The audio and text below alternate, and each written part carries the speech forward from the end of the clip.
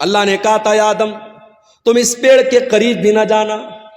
شیطان نے بہکایا اور آدم علیہ السلام نے اور ان کی بیوی حوا نے دونوں نے اس پیڑ کو کھا لیا, اس کے پھل کو کھا لیا. اب جیسے ہی دونوں نے پھل کو کھایا, قرآن کیا کہتا ہے, فَلَمَّا ذَاقَا الشَّجَرَةَ بَدَتْ لَهُمَا سَوْآتُهُمَا وَطَفِقَا يَخْصِفَانِ عَلَيْهِمَا مِنْ وَرَقِ الْجَنَّةِ. دونوں نے جب اس پیڑ کو کھا لیا تو دونوں کے بدن سے کپڑے اتر گئے اور دونوں ننگے ہو گئے. ہمارے باپ آدم بھی ننگے ہو گئے, ہماری ماں حوا بھی ننگی ہو گئی. ہائے ہائے ہائے. اب جیسے ننگے ہوئے, اچھا اس کا مطلب کہ جنت میں کپڑا تھا, اس کا مطلب کہ جنت میں کپڑا تھا, دونوں کپڑا پہنے ہوئے تھے, کپڑے اتر گئے, دونوں ننگے ہو گئے. اب ننگا رہنا ان کو پسند نہیں ہے. قرآن کہتا ہے دونوں اپنے آپ کو کور کرنے لگے, ڈھانپنے لگے. جنت کے جو پیڑ پودے تھے اس کے پتوں سے اپنی شرمگاہ کو ڈھانپنے لگے. پتا یہ چلا کہ ننگا رہنے والا اور ننگی رہنے والی عورت یہ حضرت آدم کی اولاد میں سے کہلانے کی حقدار نہیں ہے. آدم کا کلچر یہ نہیں ہے, یہ حوا کا کلچر نہیں کہ ننگا رہا جائے. آج چلے جاؤ, آپ کے انڈیا کی بات کر رہا ہوں, آپ گوا میں چلے جاؤ, گوا میں چلے جاؤ, سمندر کے بیچ پر جوان جوان عورتیں پورے جسم کو ننگا کر کے دھوپ کھا رہی ہیں, اور دنیا کہتی ہے صاحب یہ بڑے ماڈرن لوگ ہیں, بڑے یہ ترقی یافتہ لوگ ہیں. میں تھوکتا ہوں ایسی ترقی پر, میں تھوکتا ہوں ایسی تہذیب پر, میں تھوکتا ہوں ایسے کلچر پر. یہ آدم کا کلچر نہیں ہے, یہ حوا کا کلچر نہیں ہے. میرے باپ آدم اور میری ماں حوا کے بدن سے جب کپڑا اترا دونوں کو شرم محسوس ہوئی اور دونوں نے اپنی شرمگاہ کو کور کیا, اپنے آپ کو کور کیا, اپنے آپ کو ڈھانپا.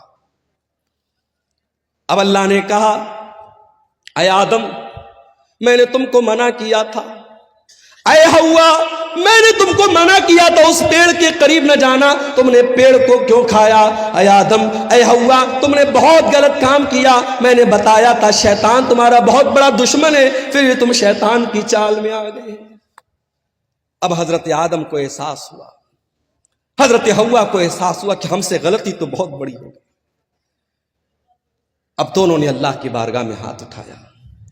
قالا ربنا ظلمنا انفسنا وان لم تغفر لنا وترحمنا لنكونن من الخاسرین.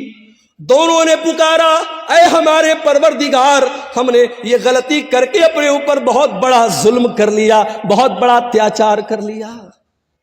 ایک نکتہ بتاؤں, ایک پوائنٹ بتاؤں, کوئی گناہ کرنے والا کسی اور پر ظلم نہیں کرتا ہے, سب سے پہلے وہ اپنے اوپر ظلم کرتا ہے. جو حرام کام کرتا ہے, جو زنا کرتا ہے, جو شراب پیتا ہے, جو جوا کھیلتا ہے, جو نماز نہیں پڑھتا ہے, جو اللہ کو ناراض کرنے والا کوئی بھی کام کرتا ہے, وہ سب سے پہلے اپنے اوپر اتیاچار کرتا ہے, اپنے آپ کو ہلاکت میں ڈالتا ہے.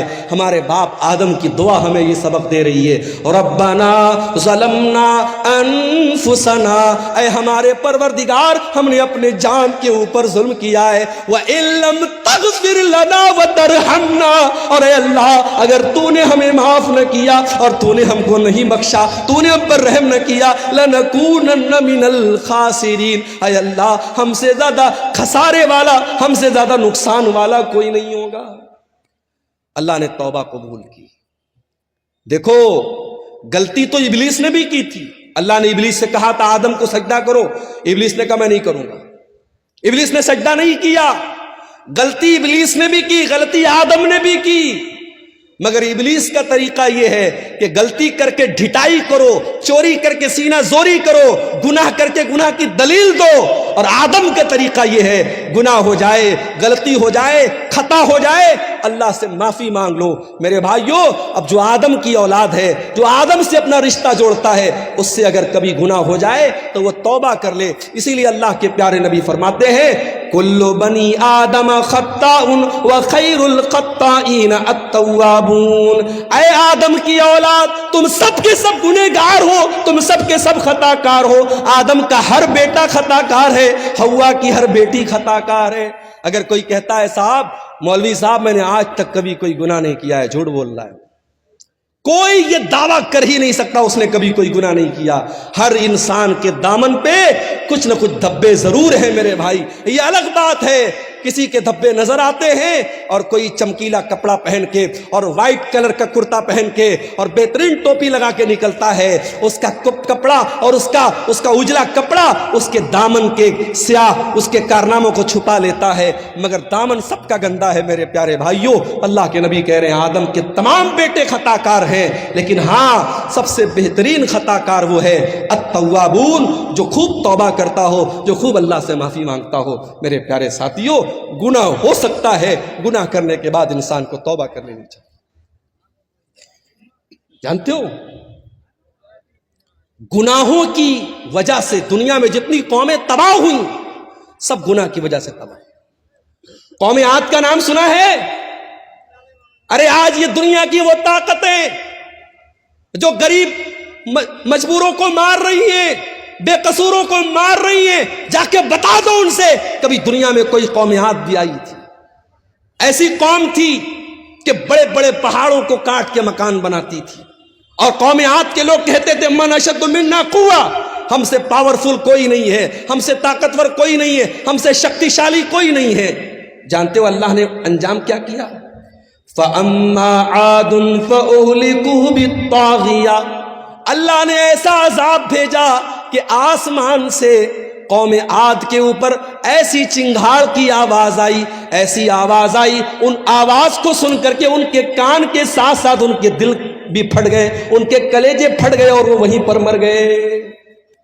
ایسی آواز آئی آسمان سے، اپنے آپ کو طاقتور کہنے والے قوم عاد، ان کے کلیجے پھٹ گئے اور وہ مرے پڑے رہ گئے.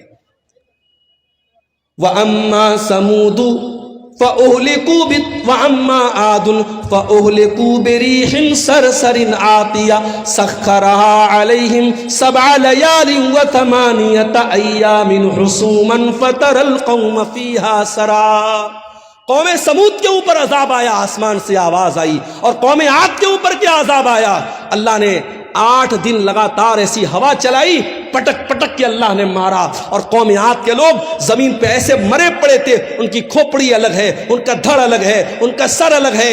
اللہ کہتا ہے کھجور کے سڑے ہوئے تنوں کی طرح زمین پہ پڑے تھے. یہ انجام قوم عاد کا ہوا. کیوں ہوا میرے بھائی؟ انہوں نے اللہ کو ناراض کیا تھا، انہوں نے گناہ کیا تھا. قوم سمود کا یہ انجام کیوں ہوا؟ انہوں نے حضرت شعیب کی، انہوں نے حضرت صالح کی نافرمانی کی تھی، اور اللہ کے حکم سے جو اونٹنی آئی تھی اس اونٹنی کو انہوں نے قتل کر دیا تھا. جب جب دھرتی پر پاپ ہوا ہے، جب جب دھرتی پر گناہ ہوا ہے، دھرتی پر اللہ کا عذاب آیا ہے میرے. اور آگے بڑھیے، حضرت لوط علیہ السلام کی قوم کی حالت دیکھیے. یہ آنے والے مسافروں کو لوٹ لیا کرتے تھے، یہ ڈاکہ ڈالا کرتے تھے، اور یہ اپنی عورتوں کے بجائے مرد کے ساتھ اپنی شہوت پوری کرتا تھا، مرد سے جسمانی تعلق قائم کرتا تھا.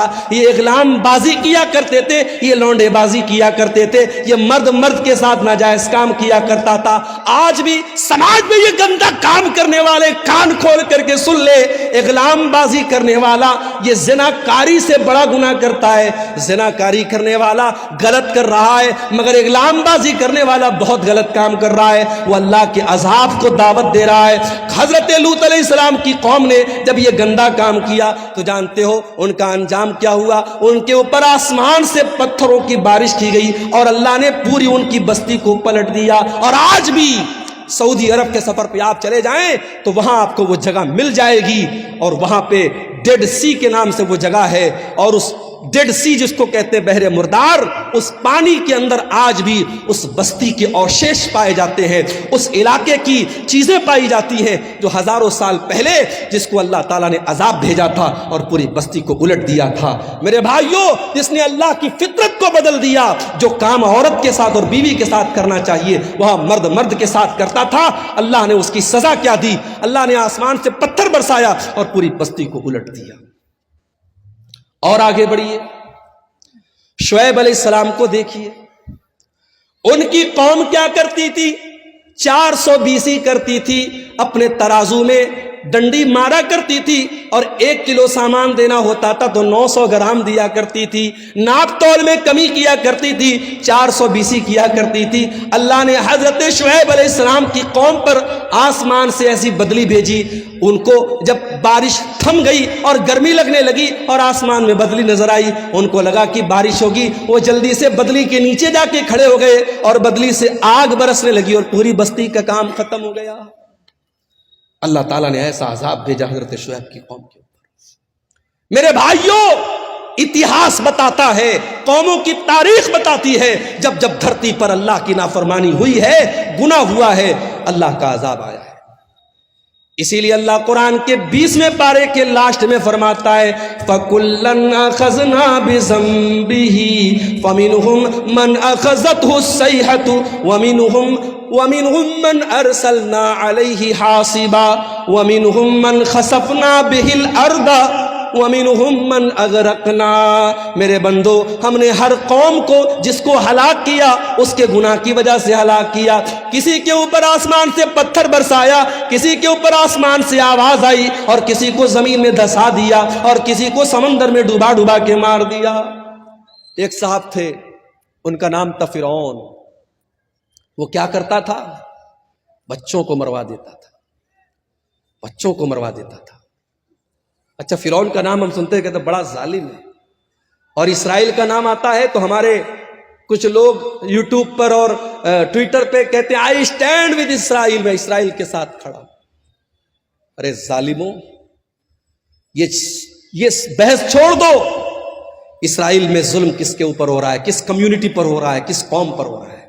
یہ سوچو، پچھلے چند مہینوں میں غازہ کی سرزمین پر ہزاروں چھوٹے چھوٹے بچے مار دیے گئے، ان کی کٹی پھٹی لاشیں جا کے دیکھ لو میرے بھائی، آپ کے منہ سے نوالا نہ اترے گا، آپ کے حلق سے کھانا نہ اترے گا۔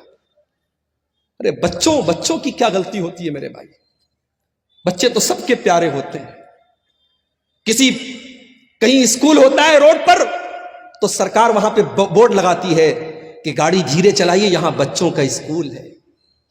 بچوں کے ڈاکٹر کے یہاں جاؤ تو بڑے بڑے وہاں پہ بورڈ لگے رہتے ہیں، keep silent there are children, خاموش رہیے یہاں پر بچے ہیں۔ بچوں سے ہم اتنا پیار کرتے ہیں، بچوں کا اتنا خیال کرتے ہیں،